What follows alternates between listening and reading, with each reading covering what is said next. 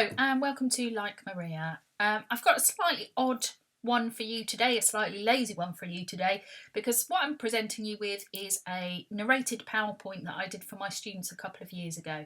And it's all about how to respond to questions about media in the online age. It's particularly focused on the Eduqas board for A Level, and the set text that it focuses on are the pages from Zoella and pages from Attitude magazine.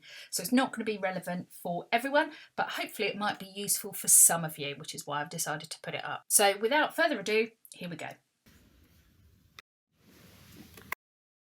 Okay, so I'm just going to remind you now of the sort of exam structure, and here we're looking at Component 2, Section C. Component 2 is all about depth. It's about depth of knowledge of media texts. So they are expecting to see a detailed knowledge of your set texts and plenty of references to those set texts. So making sure that you, before you get to this test, this assessment, that you are really spending some time looking at the Zoella pages and also the Attitude magazine pages so that you really know them well.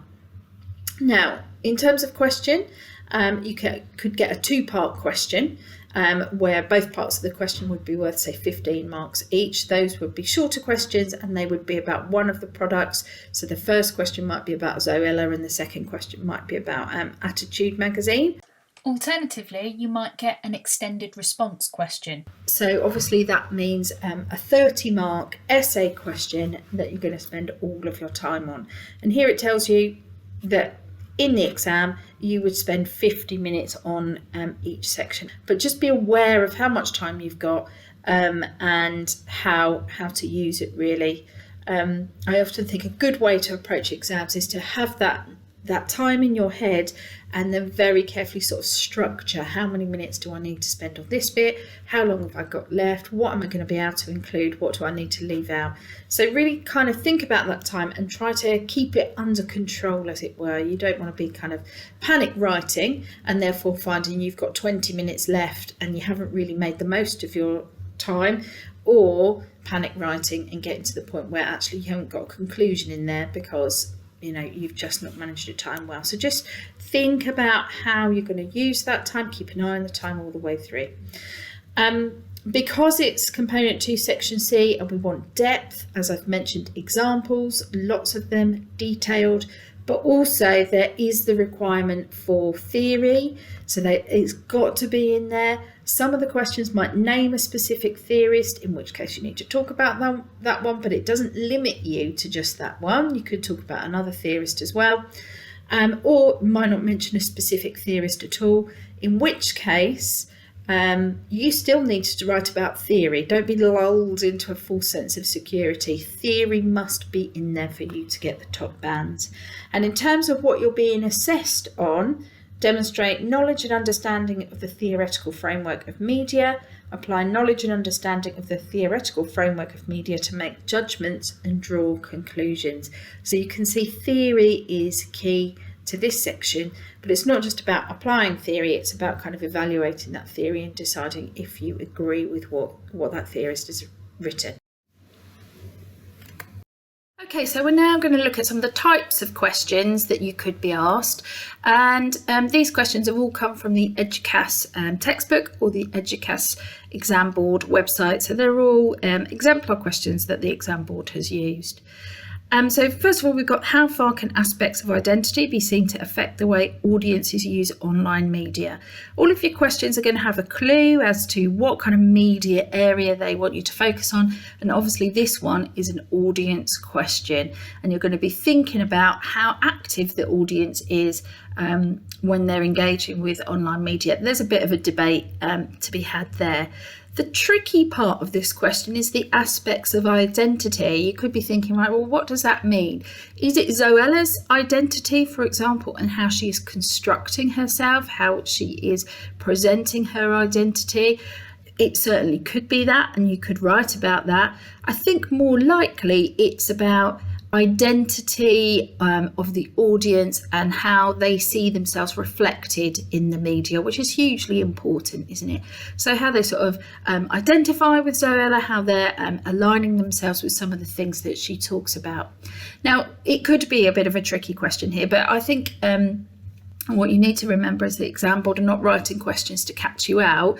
They do want you to show off. They want you to show your knowledge and your skills. So, they're not trying to trip you up. Break it back to the bare bones of the question. If the phrase aspect of identity is confusing, take those words aspects out and just focus on what identity actually means. And if you're worried that the examiner won't understand what you're talking about, make sure you tell them in the introduction. Maybe make sure that you shape your introduction to show what you think the question means. However, you're all super bright sparks, and I'm sure you won't have any problems. I just think sometimes exam questions can be a little wordy, and that then can feel a little bit daunting.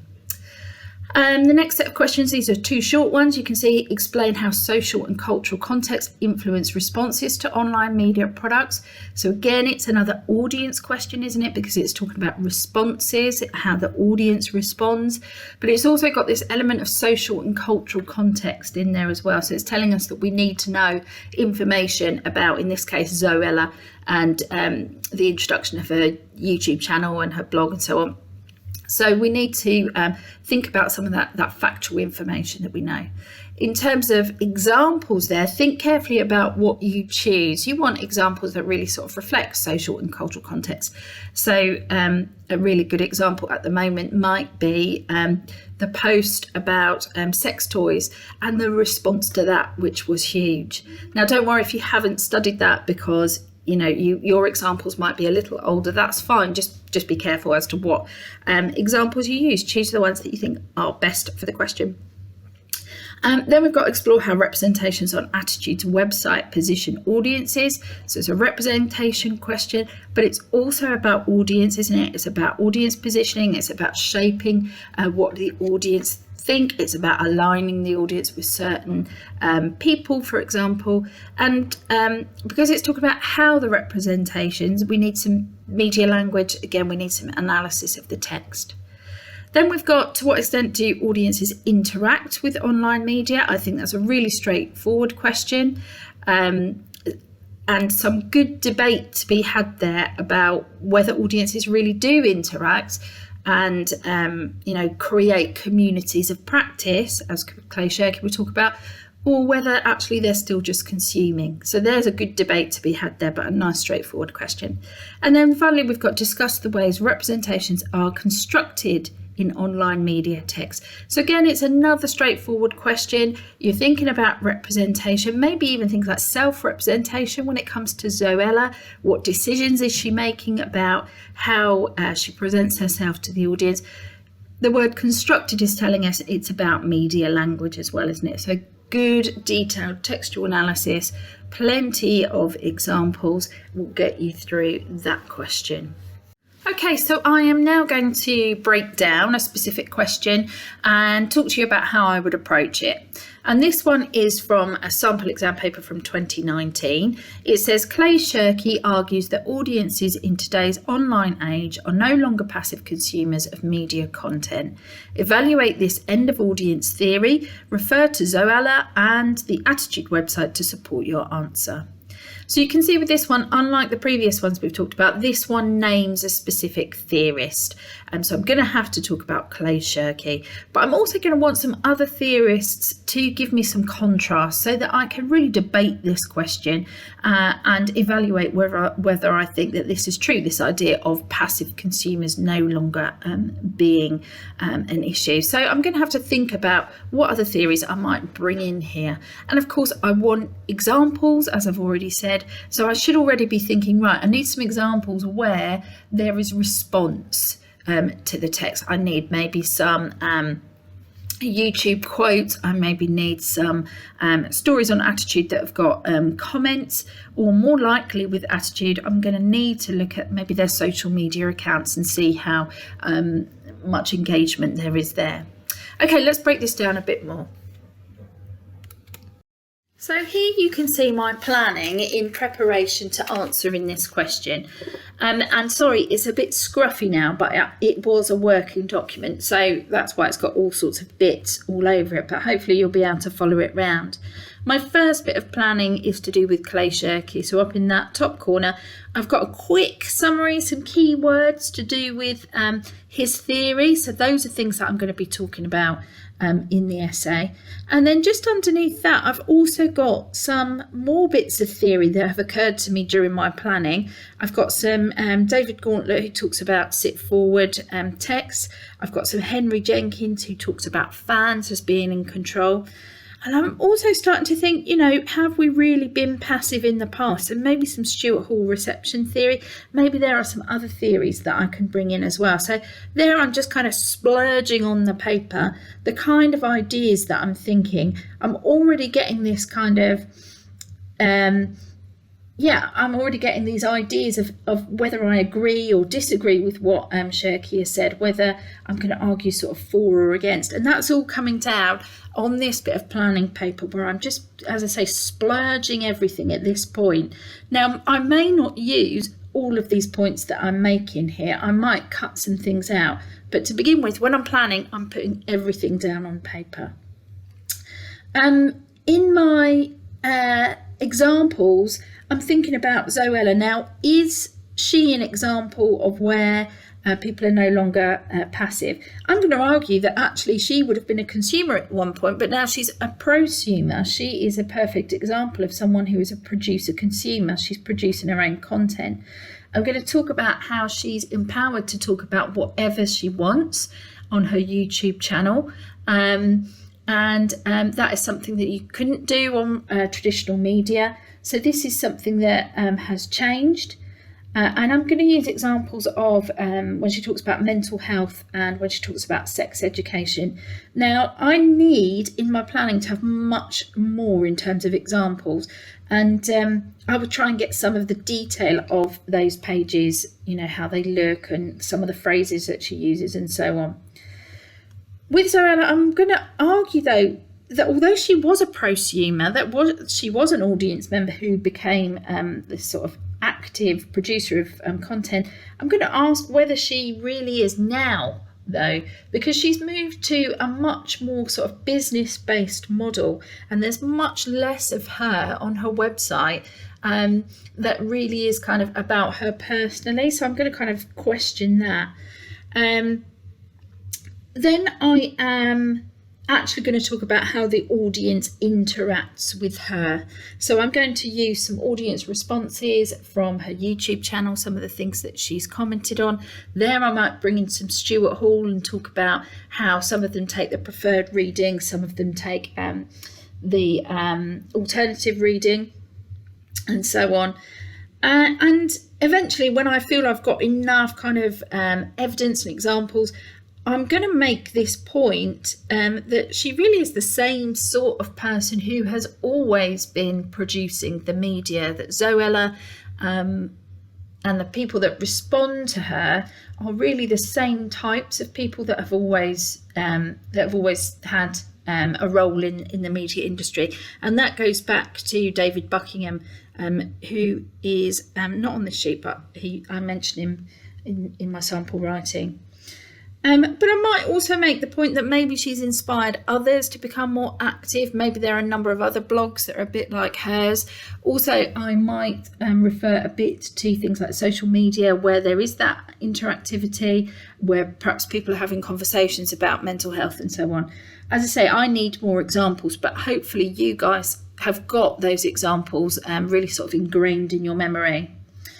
With attitude, I'm going to argue that it appears little evidence of interactivity on the website, but that websites generally, just by their very nature, are interactive. We can't just passively consume them in the way that we used to. We have to make choices and select the stories that we're interested in. So although there doesn't appear to be much comment from the audience, they are interactive anyway. I then am going to talk about the fact that there might be more evidence of interactivity on their social media pages, and I will look at the number of responses and how many people are kind of signed up to Facebook accounts and things like that link to attitude. So then I might talk a little bit about the stories and how the stories might represent the audience, and therefore they will identify with those stories, and maybe that is interactive to a certain degree.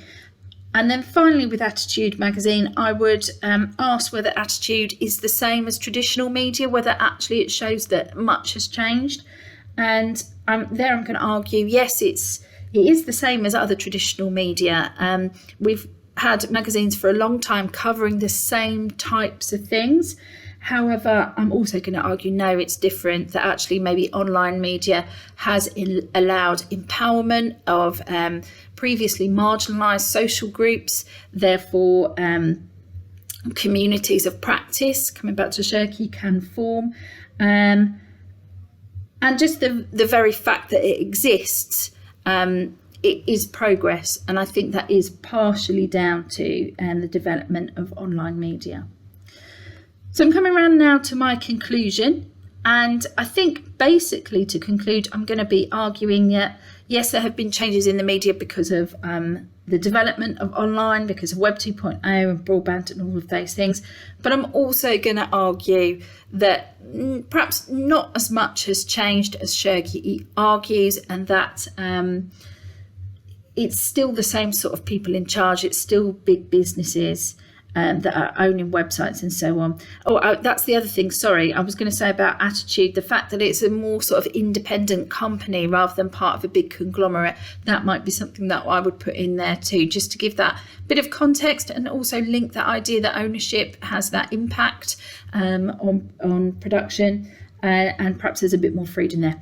Anyway, sorry, going back, I'm going to be arguing in my conclusion, yes, there have been changes, but no, plenty of things have still stayed the same. And I'm going to kind of end up by saying that I think Clay Shirky's fairly optimistic about the media, and we've still got quite a long way to go before things have changed. So that's basically what my essay is going to be. I've done my thinking, I've got it down on paper, I've got an argument, I've got an evaluation. Now, when I write it up, I can be concentrating on how I actually put it down on paper. I can be thinking about the language I use. I can be thinking about the examples I'm putting in, the use of media terminology, the links to theory. I can do that kind of thinking where I'm writing. But here, I've got a plan. I know where I'm starting. I know how it's going to progress, and I know how I'm going to conclude. I've got it all in my head. And in fact, I've got it down on paper so I can keep looking back at it. So now I'm ready to get writing. Okay, so here we have some sample writing. This is where I would start off. This would be my introduction to this essay. So I'm going to read it and then I'm going to talk it through. Clay Shirky argues that media audiences are no longer passive consumers because of the opportunities online media affords. His end of audience theory suggests that audiences are now able to speak back to media producers and demand changes to traditional media output. He also suggests that audiences form communities of practice around media texts, places where they can respond and discuss text and take social action if the need arises. Shirky's ideas are supported by theorists such as Henry Jenkins, who claims that fans are active participants in the construction of textual meanings. David Gauntlet also suggests that we have moved from a sit-back culture to a sit-forward one in his writings about Web 2.0. However, despite this positivity about audience interaction with online media, it is possible to suggest that audiences have never really been passive consumers. For example, Stuart Hall discusses the variety of audience responses in his reception theory, and theorists such as David Buckingham have questioned how much has changed as a result of online media. Okay, so I've started off obviously straight away with bringing in Clay Shirky because that's what the question demands. And I've slightly reworded the question, but not very much. The important thing is that I go on to talk about it in a bit more detail. I use key phrases from his theory, so this idea of speaking back and the communities of practice. Straight away, I'm signalling to the examiner there that I know this theory. I know what he talks about, and I understand how it works. I do think Shirky's theory is quite a simple one, so I think introducing some other theorists really help. So we can bring in some Henry Jenkins, who also is one of our set theorists, and he's the one that talks about fandom and how fans are really empowered and create their own media text surrounding kind of key fandoms. So I've got a little bit about him there. I also mentioned David Gauntlet, who has written about Web 2.0 in addition to his stuff on sort of identity. So I just kind of use that to reinforce what I'm saying.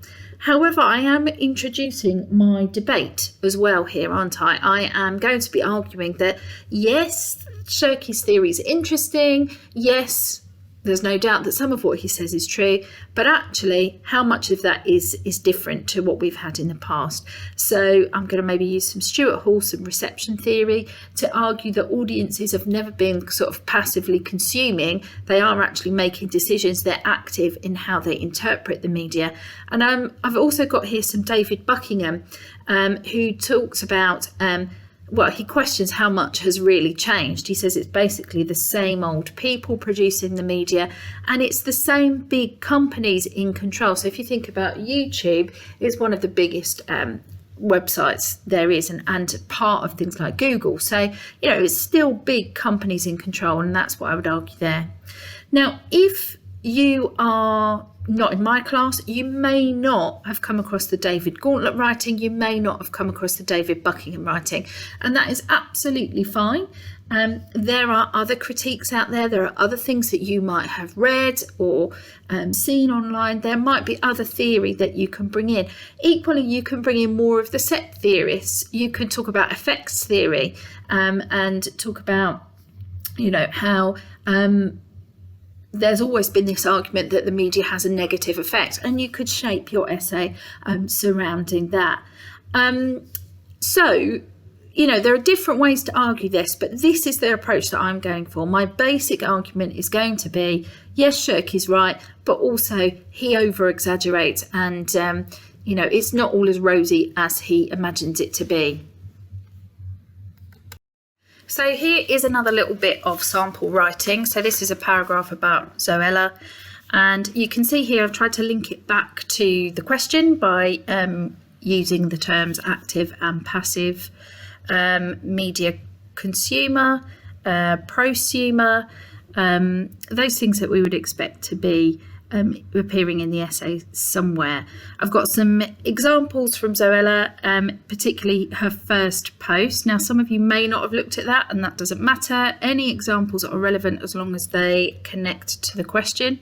But here I'm talking about Zoella's first post, talking about the sort of simplicity of it. I briefly mention a bit of self-representation, and then I bring it back to this idea of her turning from passive consumer to active producer. Now, I would follow this with some information about how many subscribers she has, the kinds of comments she gets on her posts. And as I said before, thinking about Clay Shirky, I would think about how her fan base are a community of practice. Then, of course, as I said before, I'm going to contrast this with Zoella as a business now. Okay, so I'm just going to finish off with giving you some final tips. And the biggest tip is to think about your argument. There is always a debate to be had. Often the answer to any question is yes, but no. I agree, but also I disagree. And it's really important to have that element of evaluation and argument to show that sophistication, to show that you really understand the theory. You're not just regurgitating the theory, you're thinking about what it actually means. Spend time planning, but I've also put here, but be prepared to adapt if needed. Chances are, I've got my plan, but chances are when I'm writing up, there might be a few more things that I think of. And actually, even in doing this presentation, I thought, well, actually, maybe I would put some Bandura in and talk about effects and things like that. Maybe just a touch of this. So be prepared to adapt if needed, but the plan gives you that security. It gives you that shape, that preparation, and helps you concentrate on how you write. Spend time while you're planning, gathering your evidence, get that down, jot it down really quickly, quotes and examples. I can't stress the examples enough.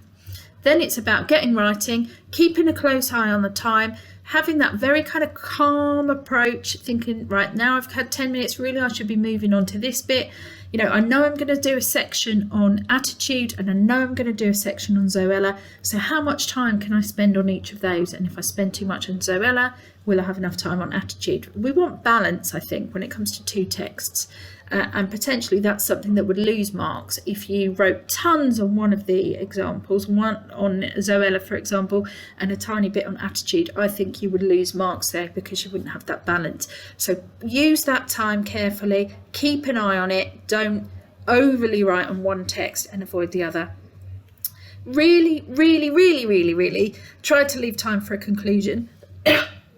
It's so important. Examiners are looking for introductions and conclusions. It shows that control. It shows that you've really thought about that argument, and it needn't be long. Just a few sentences to kind of summarise what you've already said is enough. But do try to leave time for that. And finally, while we're talking about leaving time, try to leave time to check your work. Spelling, punctuation, all of those things matter, but more importantly, checking that you've got the right theorist attached to the right theory, or that you spelt a theorist's name correctly, or, you know, that your example is clear. All of that really, really important. And again, signalling to the examiner that you've written in a very controlled, calm manner. Finally, dare I say, try and enjoy yourself and show off what you know. Good luck, everybody. Well done.